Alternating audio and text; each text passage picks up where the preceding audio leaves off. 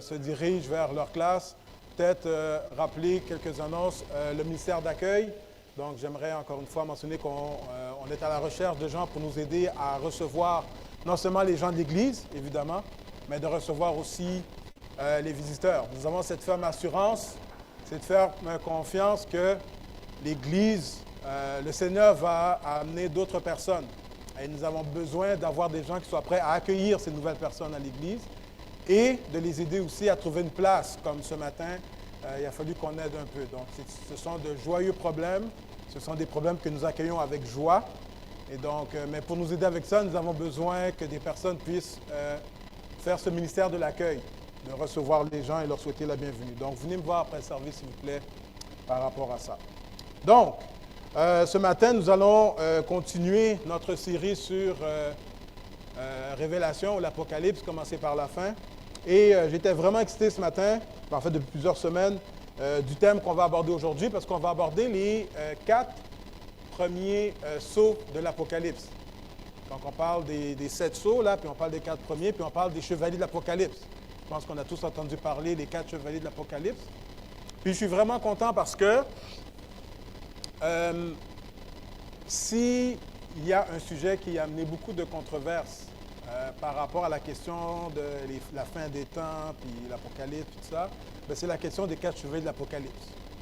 C'est qui, qu'est-ce qu'ils font, et puis toutes sortes d'idées, toutes sortes d'images, toutes sortes de représentations, pas mal loufoques, et des fois même plus que loufoques, là, ont été mentionnées concernant les 4 chevaliers de l'Apocalypse. Et donc de pouvoir ce matin lire le texte, comprendre le contexte pour pouvoir étudier. Une expression que j'aime beaucoup lorsqu'il s'agit d'étudier la Bible, c'est l'expression qui dit qu'un texte pris hors contexte n'est que prétexte. Prétexte à faire dire à la Bible n'importe quoi. Prétexte pour interpréter la Bible de n'importe quelle manière. Prétexte de prendre des choses qui sont dans la Bible et de vouloir leur donner une interprétation puis une vision qui est complètement à l'extérieur de la pensée de Dieu. Et s'il y a un thème, qui a fait couler d'encre pendant plusieurs années, c'est bien la question des 4 chevaliers de l'Apocalypse. Hein? C'est rendu que Hollywood a pris ce thème-là, puis ils sont partis avec ça, puis on voit les 4 chevaux qui descendent. Mais qu'est-ce que la Bible dit vraiment là-dessus? Et je pense que c'est important de revenir sur ce que la Bible mentionne. Et au lieu de regarder les événements qui sont autour de nous, nous allons bloquer les événements qui se passent autour de nous pour essayer de comprendre, mais qu'est-ce que le texte lui-même, il dit. Et je vous promets que pour plusieurs d'entre nous, ce qu'on va lire, c'est complètement différent de ce qu'on a l'habitude de penser. Complètement différent. Mais pour cela, pour comprendre le chapitre 6, qu'on commence ce matin, avant d'aller voir le passage, il faut comprendre le contexte où se situe la situation. Parce que le contexte révèle beaucoup sur ce qui se passe. Donc, pour ceux qui suivent la série et qui ont peut-être eu l'opportunité de le voir sur YouTube, sur notre page, j'ai fait l'étude du chapitre 4, du chapitre 5, et là on tombe dans le chapitre 6. Pour comprendre le chapitre 6, il faut revenir sur les 2 premiers chapitres. Et donc, je vais les lire rapidement, c'est pour ça que je n'ai pas sur PowerPoint, je vais le lire rapidement, puis ça va nous rappeler le contexte dans lequel les sceaux sont ouverts. Donc, au chapitre 4, il dit ceci. « Après cela, je regardais et voici, une porte était ouverte dans le ciel. La première voix que j'avais entendue, comme le son d'une trompette, et qui me parlait, dit, « Monte ici, et je te verrai voir ce qui doit arriver dans la suite. » Donc, Jean est appelé à aller au ciel. Aussitôt, je fus ravi en esprit, et voici, la première chose qu'il voit dans le ciel, c'est quoi déjà? Hey, l'Église, c'est quoi la première chose qu'il voit? Un trône. Ça fait 3 semaines que je prêche là-dessus. Là. Hein? À un moment donné. OK. Donc, la première chose que Jean voit quand il va au ciel, c'est un trône.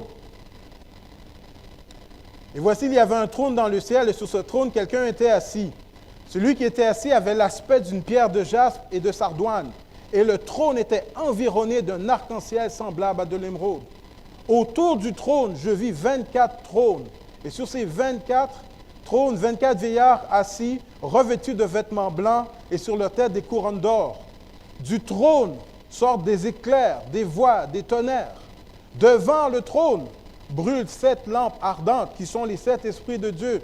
Il y avait encore devant le trône comme une mer de verre semblable à du cristal. Au milieu du quoi? Du trône. Et autour du trône, il y avait 4 êtres vivants remplis d'yeux devant et derrière. Le premier être vivant est semblable à un lion. Le second être vivant est semblable à un veau. Le troisième être vivant a la face d'un homme.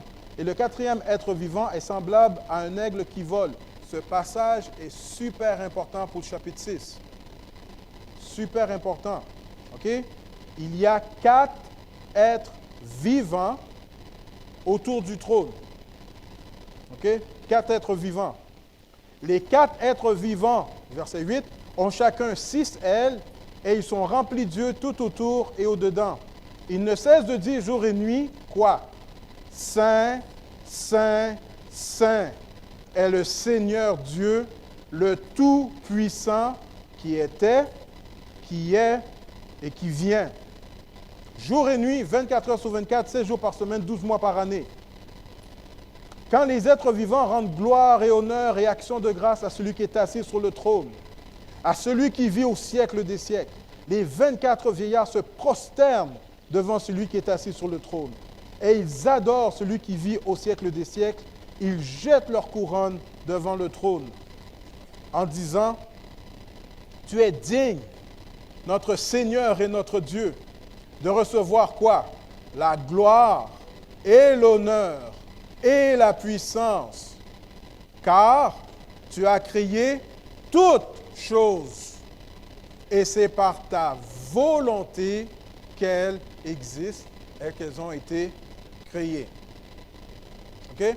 La fin du chapitre 4, une adoration complète à Dieu le Père. Jean rentre dans la présence de Dieu, puis tout ce qu'il voit, c'est un trône. Puis le trône est tellement central que tout ce qu'il décrit se passe autour du trône. C'est comme le système solaire. Tout se passe autour du soleil. Tu rentres au ciel, tout se passe autour du trône. On est devant le trône, en dessus du trône, devant le trône, autour du trône, mais tout ce qui se passe, c'est autour du trône. Est-ce que vous me suivez? OK. Chapitre 5. Puis je vis dans la main droite de celui qui était assis sur le trône. OK. Un livre écrit en dedans et en dehors, scellé de 7 sceaux. Et je vis un ange puissant qui criait d'une voix forte, « Qui est digne d'ouvrir le livre et d'en rompre les sceaux? » Et personne dans le ciel, ni sur la terre, ni sous la terre, ne put ouvrir le livre, ni même le regarder. Et je pleurai beaucoup de ce que personne ne fut trouvé digne d'ouvrir le livre, ni de le regarder. Et l'un des vieillards me dit, « Ne pleure point, voici le lion de Juda, le rejeton de David, a vaincu pour ouvrir le livre et ses 7 sceaux. » Et je vis au milieu du trône et des 4 êtres vivants, et au milieu des vieillards, un agneau qui était là comme immolé. Il avait 7 cornes et 7 yeux, qui sont les 7 esprits de Dieu envoyés par toute la terre. Il vint. Il prit le livre de la main droite de celui qui était assis sur le trône. Quand il eut pris le livre, les 4 êtres vivants, les 24 vieillards, se prosternèrent devant l'agneau, tenant chacun une harpe et des coupes d'or remplies de parfums qui sont les prières des saints. Et ils chantaient un cantique nouveau en disant, « Tu es digne de prendre le livre et d'en ouvrir les sceaux, car tu as été immolé et tu as racheté pour Dieu par ton sang des hommes, d'où ça? Toute tribu, toute langue, tout peuple et toute nation. » OK, un instant. On va compter ensemble, OK? Des hommes de 1, toute tribu, 2, toute langue, 3, tout peuple, et 4 êtres vivants, 4 mots, notions pour parler de peuple. On est à 4. OK. Verset 10. Et tu as fait d'eux un royaume et des sacrificateurs pour notre Dieu, et ils régneront sur la terre. Je regardai et j'entendis la voix de beaucoup d'anges autour du trône, et des êtres vivants et des vieillards. Et leur nombre des anges était des myriades de myriades et des milliers de milliers. Autrement dit, un nombre incalculable. Les anges disaient d'une voix forte, l'agneau qui a été immolé est digne de recevoir puissance, richesse, sagesse, force, honneur, gloire et louange. Si, comme j'ai déjà dit, si Dieu reçoit tout ça, si Jésus reçoit tout ça, qu'est-ce qui reste à l'homme? Rien pantoute. OK? Il ne reste rien à l'homme. Aucune gloire à l'homme. Tout à Jésus. Et toutes les créatures qui sont dans le ciel, et toutes les créatures qui sont sur la terre, sous la terre, sur la mer, et tout ce qu'ils y trouvent, je les entendis qui disaient à celui qui est assis sur le trône et à l'agneau. Ah, on a rajouté quelqu'un d'autre. On a rajouté l'agneau. Soit la louange, l'honneur, la gloire. Donc, louange, honneur, gloire et force. Ça fait combien? 4. Au siècle des siècles. Et les 4 êtres vivants disaient Amen. Et les vieillards se prosternèrent et adorèrent. Ça, les amis, c'est le contexte où on va maintenant entrer pour lire les premiers sauts. Est-ce que vous voyez où est-ce qu'on est là? On est au ciel, dans la présence de Dieu, devant le trône, avec tout le monde qui adore Dieu, tout le monde qui adore le Seigneur, dans la présence du Saint-Esprit qui est là. OK? Et là maintenant, on continue. OK? C'est une suite là. OK? On est toujours dans ce contexte-là. On y va. Donc, mon titre de ce matin, les 4 chevaliers de Dieu. Ouh. 4 chevaliers de l'Apocalypse ou les 4 chevaliers de Dieu? OK, on va voir. Chapitre 6. On commence. Donc, après toute la scène d'adoration, de louange, il dit ceci. Je regardai quand l'agneau ouvrit un des 7 sceaux. L'agneau immolé qui représente Jésus-Christ après sa mort, sa résurrection et son ascension. L'agneau ouvre un des 7 sceaux. Écoutez bien qu'est-ce qu'il dit après. Et j'entendis quoi? L'un des 4 êtres vivants qui disait comme d'une voix de tonnerre. Vous savez à quoi ça ressemble un tonnerre, les amis, là? Jean, il te dit, là, quand il a entendu un des êtres vivants parler, il dit, j'entends la voix d'un tonnerre. OK? Et qu'est-ce que l'être vivant, il dit? C'est quoi le mot? Viens. Ah, viens, qu'il dit. Je regardais, et voici, parut un cheval blanc. Celui qui le montait avait un arc. Et moi, c'est la phrase suivante qui m'intéresse. Une couronne lui fut donnée. On arrête là. Une couronne lui fut donnée. Question, par qui? C'est qui lui donne une couronne? OK? Maintenant, suivez-moi là. Dieu donne une couronne à celui qui est monté sur le cheval blanc puis qui a une arc. OK? Une couronne lui fut donnée et il partit en vainqueur et pour vaincre. Plusieurs, au début, ont compris que ce passage parlait de Jésus, pensaient que ce passage parlait de Jésus. C'est intéressant parce que c'est comme si Jésus ouvre le seau et puis le chevalier qui part, c'est lui-même. Ah, ben tiens, regarde, c'est moi qui passe sur le cheval. Non, ça ne marche pas. Jésus ne peut pas être celui qui ouvre le seau puis qui, en même temps, est sur le cheval qui part. Mais ça ne marche pas. Ce qu'on comprend, c'est que celui qui est là, ça représente les faux prophètes. Lorsque dans Matthieu 24, les disciples vont aller voir Jésus puis lui disent, « Seigneur, quand est-ce que ton royaume va revenir et à quoi est-ce qu'on va reconnaître les signes? » Quelle est la première chose que Jésus dit aux disciples? « faites attention aux faux prophètes. Car plusieurs viendront en mon nom déclarant, c'est moi qui suis le Christ. Un des premiers signes que le sceau représente ici, ce sont tous ces faux prophètes qui viennent et qui prétendent, puisqu'ils sont sur un cheval blanc, puisqu'ils ont une couronne, ils prétendent qu'ils sont le Christ. C'est pour ça que ça rend plusieurs à confusion.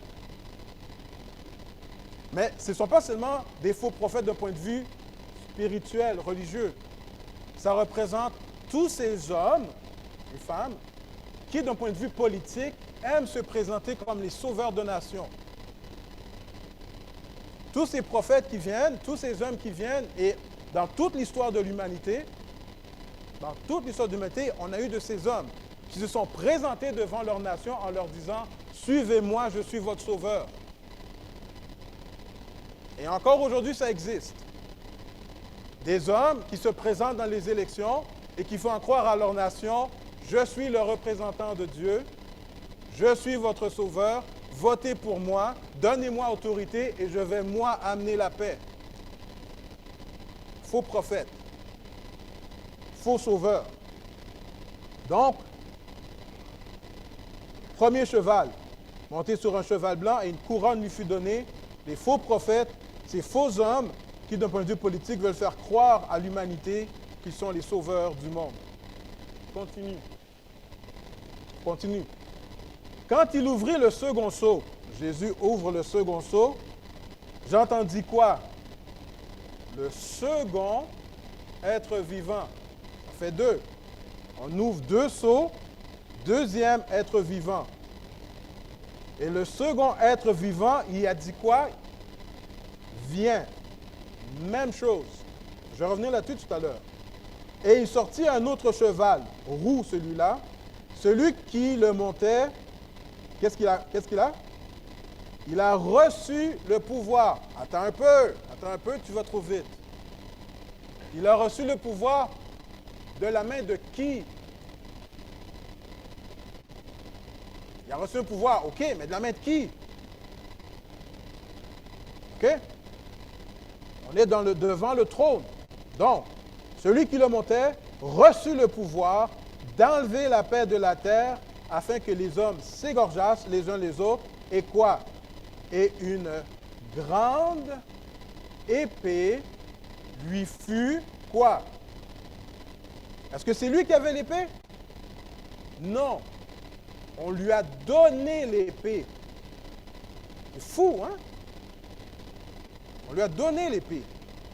Et donc, on comprend ici que ce deuxième cheval parle de la guerre, parce qu'il parle d'égorger les uns les autres, d'enlever la paix, et il reçoit une grande épée. OK? Continue.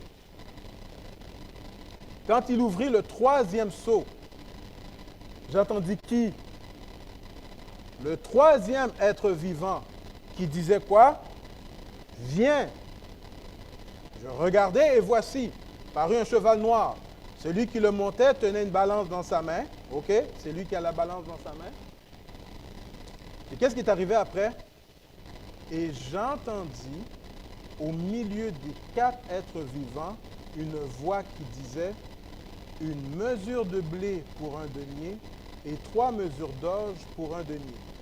Mais ne fais point de mal à l'huile et au vin. » Qui donne l'ordre ici au troisième chevalier?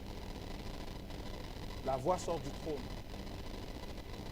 Ce n'est pas le chevalier qui a décidé ce qu'il allait faire. Il a reçu un ordre de la part du trône. Est-ce que vous me suivez? Il entend une voix, et c'est la voix qui lui dicte la mesure qu'il doit faire. Et donc ici, on parle de ration. Et donc, on parle d'une saison de famine. Et lorsqu'une famine arrive dans une région, on est obligé de faire des rations de la nourriture. Et donc, la voix qui parle ici donne à celui qui va venir donner la famine, il dit, voici la mesure que tu dois mesurer selon la famine qui arrive. Mais le chevalier sort du sceau qui sort du livre. Et on termine le quatrième sceau. Quand il ouvrit le quatrième sceau, j'entendis quoi? La voix du quatrième être vivant qui disait quoi? Vous avez l'impression que je vous niaise, hein, peut-être quand je vous dis ça, là? Il y a quelque chose que je veux vous expliquer avec ça, là. Quelque chose que je veux vous expliquer. Je regardai, et voici parut un cheval de couleur pâle. Celui qui le montait se nommait la mort, et le séjour des morts l'accompagnait. OK? Écoutez bien. Dernier verset. Le pouvoir leur fut donné. Par qui? Le pouvoir leur fut donné sur le quart de la terre pour faire périr les hommes par l'épée, par la famine, par la mortalité et par les bêtes sauvages de la terre.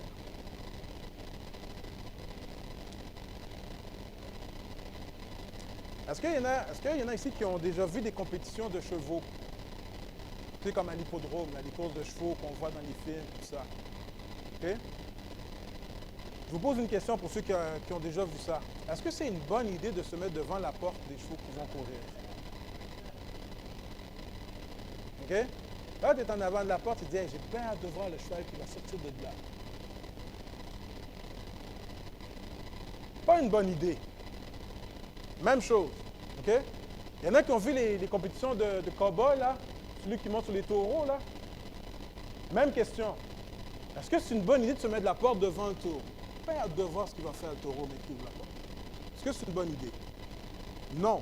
Parce que dès que tu ouvres la porte, pow, il part.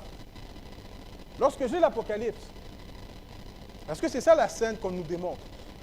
Est-ce que Jésus ouvre le seau et Jésus est comme, OK, tassez-vous tout le monde. Tassez-vous là. Le cheval, il va sortir. Puis là, Jésus est comme, OK, attention, 3, 2, 1, casse le seau, puis le cheval, il sort. Est-ce que c'est ça qui se passe? Jésus casse le seau, mais le chevalier ne sort pas. Jésus ouvre le seau, mais le chevalier ne sort pas. Qu'est-ce qui se passe avant que le chevalier sorte? Viens! Fait que l'idée, c'est comme, je vais prendre un exemple.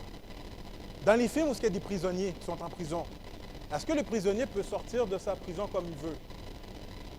Même si on ouvre la porte du prisonnier, qu'est-ce qu'il doit faire? Il doit attendre que le garde vienne et lui dise « tu peux sortir ». On ouvre le seau. On aurait pu dire ben, « si tu ouvres le seau, tu peux sortir ». On a ouvert le seau. Le chevalier, il dit « non, je ne sors pas ». « Oui, mais on a cassé le seau, tu peux sortir ». Il dit « non, je ne sors pas ». « Pourquoi tu ne sors pas? Je n'ai pas reçu l'ordre.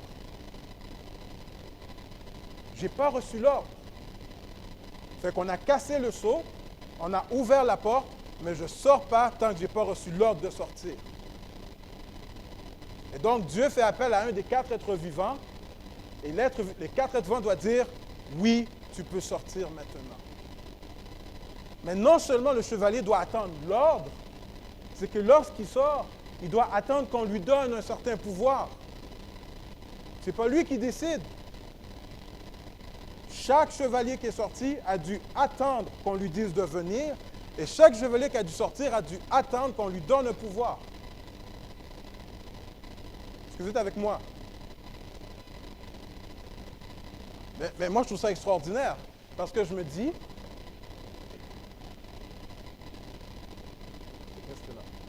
moi, je me dis,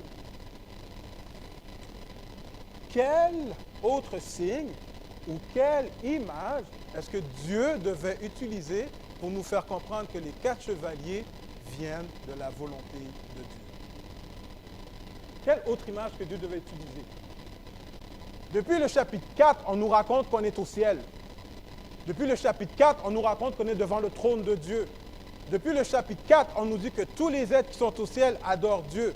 Le chapitre 5 nous ramène que Jésus-Christ y vient. Le chapitre 5 nous rappelle que seul Jésus est digne d'ouvrir le sceau. Le chapitre 6 nous raconte que c'est Jésus qui ouvre le sceau. Veux-tu bien me dire qu'est-ce qu'il faut que Dieu te donne comme image pour comprendre que les 4 chevaliers viennent de Dieu? Non, sérieux. Oh non, les chevaliers, c'est le diable. Oh, c'est la conspiration. Ah, c'est Bill Gates, parce qu'à l'époque, c'était Bill Gates qui était responsable. Les amis, la Bible nous dit que c'est Dieu qui envoie les 4 chevaliers. Là, la question qu'on pourrait se poser, on va plus vite. Est-ce qu'il y a des passages dans la Bible qui nous montrent ce genre de réaction de la part de Dieu? Hey, je vous regarde là, vous êtes sous le choc. Vous êtes sous le choc là. Je dis Amen. Amen. OK? Moi, la question, c'est si tu vois ça, est-ce qu'il y a d'autres passages dans la Bible qui démontrent ça? OK? Et si vous êtes sous choc, je vais vous choquer encore plus maintenant. OK? Choquer encore plus. On va aller dans l'Ancien Testament et on va aller voir comment Dieu parle à son peuple. OK? J'ai hâte de voir votre face maintenant. Puis, je vous rappelle, hein, ce sont des textes de la Bible que je lis avec vous, là. Hein? On lit notre Bible. Amos chapitre 4, les versets 6 à 12. Amos est un des prophètes qui parle au peuple de Dieu et qui essaie d'avertir le peuple de Dieu. OK? Le peuple de Dieu s'est éloigné de Dieu. Le peuple de Dieu vit vraiment dans la désobéissance. Et Dieu envoie son prophète et Dieu a un message envoyé à son peuple. OK? Écoutez le message de Amos. Amos chapitre 4, les versets 6 à 12. Vous êtes avec moi? Et moi, on ne sait pas encore qui parle. On ne sait pas encore. OK? Et moi, je vous ai envoyé la famine dans toutes vos villes. Ah, famine, c'est quelque chose, hein? Le manque de pain dans toutes vos demeures. Malgré cela, quoi? Vous n'êtes pas revenus à moi. Dit qui? Ah! OK. C'est qui parle? L'Éternel. Je reprends. Et moi, dit l'Éternel, je vous ai envoyé la famine. Le manque de pain. Malgré cela, vous n'êtes pas revenus à moi. Première fois qu'il dit ça. Et moi, c'est qui parle encore? L'Éternel. Et moi, je vous ai refusé la pluie lorsqu'il y avait encore 3 mois jusqu'à la moisson. J'ai fait pleuvoir sur une ville et je n'ai pas fait pleuvoir sur une autre ville. Un champ a reçu la pluie et un autre qui ne l'a pas reçu s'est desséché. 2, 3 villes sont allées vers une autre pour boire de l'eau et elles n'ont point apaisé leur soif. Malgré cela, vous n'êtes pas revenus à moi, dit l'Éternel. 2 fois. Continue. Je vous ai frappé par la rouille et par la nielle. Vos nombreux jardins, vos vignes, vos figuiers et vos oliviers ont été dévorés par les sauterelles. Qui a envoyé les sauterelles? L'Éternel. Malgré cela, vous n'êtes pas revenus à moi, dit l'Éternel. J'ai envoyé parmi vous quoi? Parmi vous quoi? Ah! Est-ce que Dieu fait ça? Est-ce que Dieu envoie la peste? C'est possible ça?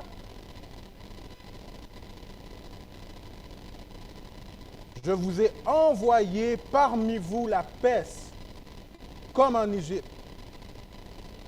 J'ai tué vos jeunes gens par l'épée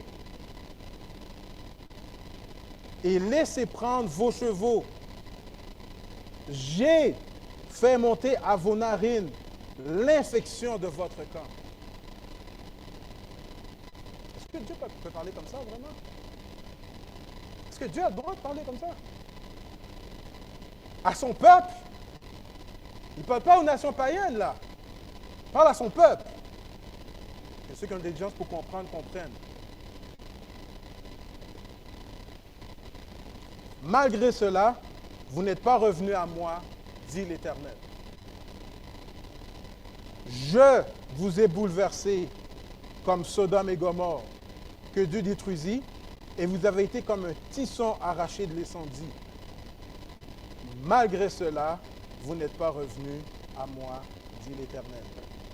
Vous savez combien de fois qu'il a dit, vous n'êtes pas revenus à moi?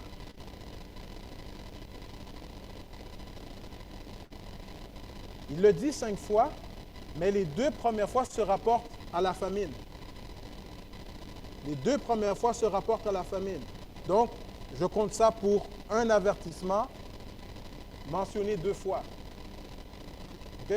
Un avertissement mentionné 2 fois, donc il y en a 5. Mais si tu rapproches que les 2 premiers parlent de la famine et que tu calcules après, à 4 reprises, Dieu va leur dire, malgré cela, tu n'es pas revenu à moi. 4 interventions, 4 avertissements. Conséquence. Verset 12. C'est pourquoi, dit l'Éternel, je te traiterai de la même manière, Israël, et puisque je te traiterai de la même manière, c'est quoi qu'il lui dit? Prépare-toi, quoi? À la rencontre de ton Dieu. Nous avons tous vécu cela, soit en tant que parents, soit en tant qu'enfants. Sur ce, un premier avertissement. Ruben, arrête. Deuxième avertissement. Ruben, arrête. Troisième avertissement. Au 4e avertissement, pour mes amis haïtiens, tente pas par haut. Attends ton père. Attends ton père. Et quand ma mère me disait ça, je savais que c'était fifi, mini, fini. Ce que je faisais, quand ma mère disait ça, j'allais faire la vaisselle. Je passais le balai. Dans l'espoir que ça allait apaiser mon père.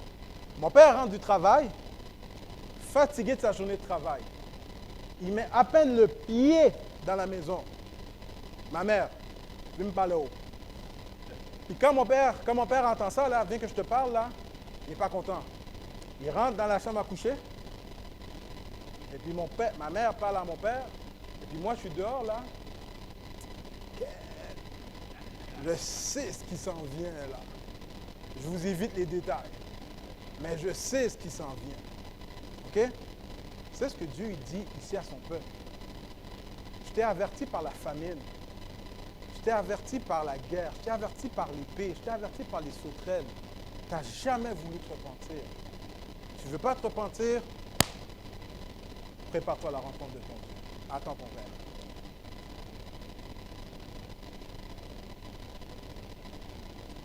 Dieu parle comme ça à son peuple, à ses enfants. Il parle comme ça. Fait que si Dieu parle comme ça à son peuple, qu'en est-il des nations païennes? Qu'en est-il du reste de l'humanité qui est rebelle? Pourquoi est-ce que... C'est quoi le message? Qu'est-ce que les 4 premiers jours veulent nous dire? Dieu envoie 4 avertissements à toute l'humanité pour lui dire, si tu ne te repens pas, le jugement s'en vient. Ce qu'on oublie souvent, nous, en tant que croyants, c'est que la fin du monde, là, c'est pas qu'il va y avoir une bombe atomique. La fin du monde, là, c'est pas que la nature va se dévaster puis va enfuir l'humanité. La fin du monde, là, c'est pas une pandémie qui va détruire toute l'humanité. La fin du monde, les amis, c'est un jugement qui s'en vient. Puis il n'y a pas un être humain sur la terre qui va échapper au jugement. Et la chose la plus importante dans ta vie, c'est de savoir, est-ce que tu vas passer le jugement? Dieu avertit l'humanité en lui disant, je t'avertis, à travers la famine, j'essaie de t'avertir. à travers la sécheresse, à travers les guerres, même lorsque j'envoie des faux prophètes, j'essaie de t'avertir. Il y a un jugement qui s'en vient. 4 avertissements, 4 attentions, 4 chevaliers. Si tu ne comprends pas, tu vas subir mon jugement. Tu vas subir mon jugement. Donc, vous êtes encore sous le choc. Je vais vous choquer encore. Une dernière fois. Okay? Une dernière fois, là, pas trop, là. Si je comprends ça,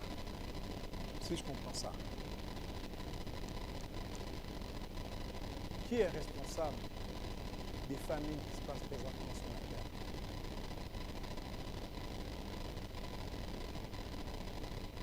Je vais aller plus loin.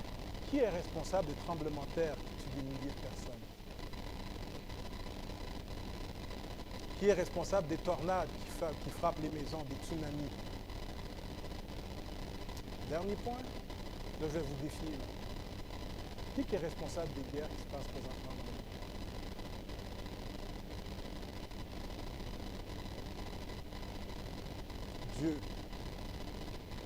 Dieu. Pourquoi? Parce qu'il appelle les nations à la repentance. Parce qu'il y a un jugement qui s'en vient. Matthieu chapitre 4, verset 17 nous dit ceci. Et à partir de ce jour, Jésus commençait à enseigner en disant quoi? Repentez-vous, car le royaume des cieux est proche.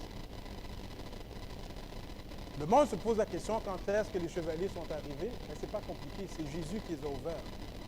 Jésus il est venu quand déjà? Il y a 2000 ans. Donc, ça fait 2000 ans que les chevaliers sont sur la terre, les amis. Et pourquoi est-ce que c'est Jésus? Parce que la parole nous rapporte que Jésus-Christ, il est venu, il a vécu, il est mort, il est ressuscité, il est monté au ciel. Et à partir du moment que Jésus est monté au ciel, le compte à rebours pour la fin du monde a commencé. En ouvrant les sceaux, on veut nous faire comprendre que le compte à rebours pour le jugement est commencé. Jésus, en mourant sur la croix, en étant ressuscité et monté au ciel, parle. C'est lui qui ouvre les livres. Je vais inviter les musiciens à venir. On va clôturer.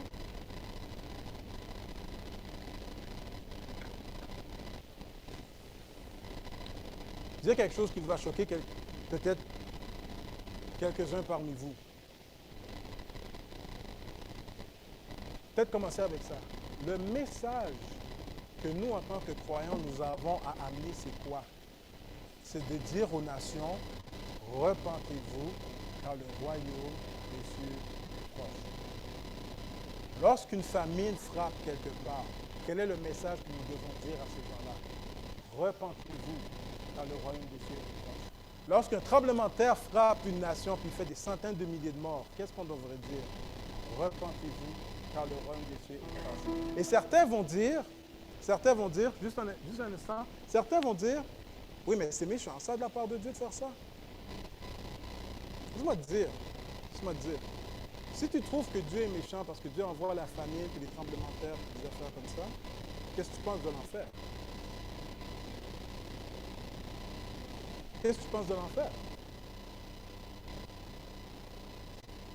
Les événements dévastateurs qui se passent sur la terre nous pointent vers la réalité qu'il y a quelque chose de plus grave qui s'en vient si on ne se repent pas. Tu penses qu'un tremblement de terre, c'est grave? Tu penses qu'une guerre, c'est grave? Tu penses qu'une famine, c'est grave? As-tu pensé à l'enfer? La famine, c'est pour un temps. Les tremblements de terre, c'est pour un temps. Les guerres sont pour un temps. L'enfer, c'est pour l'éternité. L'enfer, c'est pour l'éternité. Dieu, à travers ses jugements, veut amener les nations à se repentir.